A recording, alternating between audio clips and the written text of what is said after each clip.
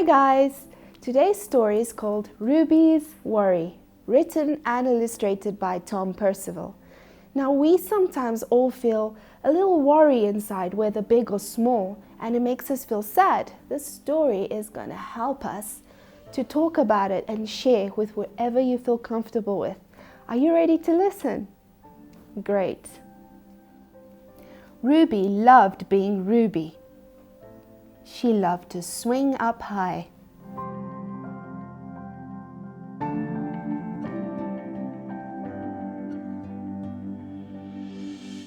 And she loved to explore wild, faraway places. Sometimes she even went all the way to the very bottom of the garden. Ruby was perfectly happy until one day. She discovered a worry. It wasn't a very big worry. In fact, it was so small that at first Ruby hardly noticed it. But then the worry started to grow. Each day it got a little bit bigger.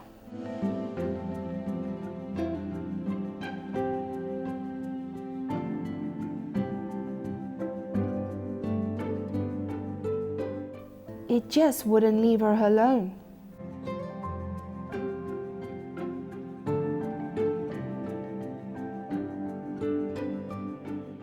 It was there at breakfast, staring at her over the cereal box. And it was still there at night when she cleaned her teeth. The funny thing was that no one else could see Ruby's worry. Not even her teacher. So Ruby pretended that she couldn't see it either.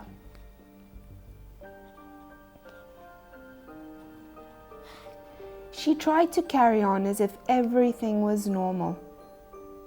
But it just wasn't. The worry was always there, stopping her from doing the things that she loved. Ruby wondered if the worry would ever go away. What if it didn't? What if it stayed with her forever? Ruby didn't realize, but she was doing the worst thing you can ever do with a worry. She was worrying about it. Now the worry was enormous.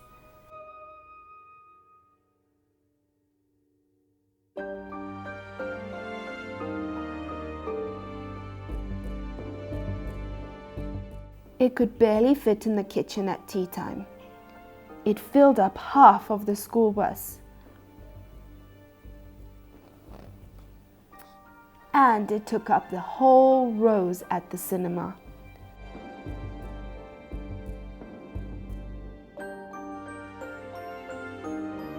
The worry became the only thing that Ruby could think about, and it seemed like she would never feel happy again.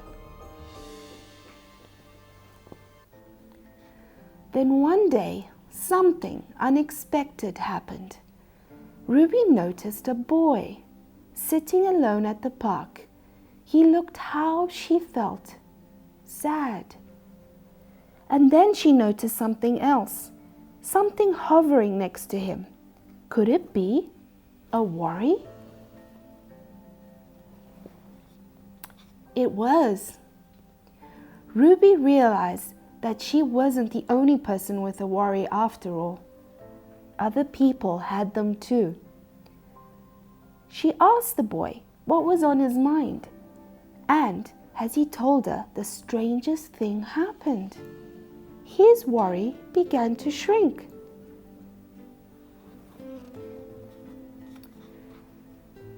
Then Ruby did the best thing you can ever do if you have a worry. She talked about it. As the words tumbled out, Ruby's worry began to shrink until it was barely there at all. Soon both of their worries were gone. Finally, Ruby felt like herself again. Of course, that wasn't the last time that she ever had a worry. Everyone gets them from time to time. But now that she knew how to get rid of them, they never hang around for long.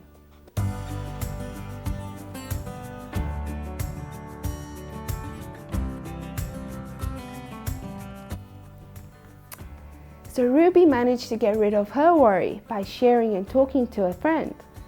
So next time you feel worried or a little sad inside, maybe talking to someone and sharing it with someone you feel comfortable with, whether it's a teacher or a parent or a friend, it might help you feel better. Okay kids, until next time, bye!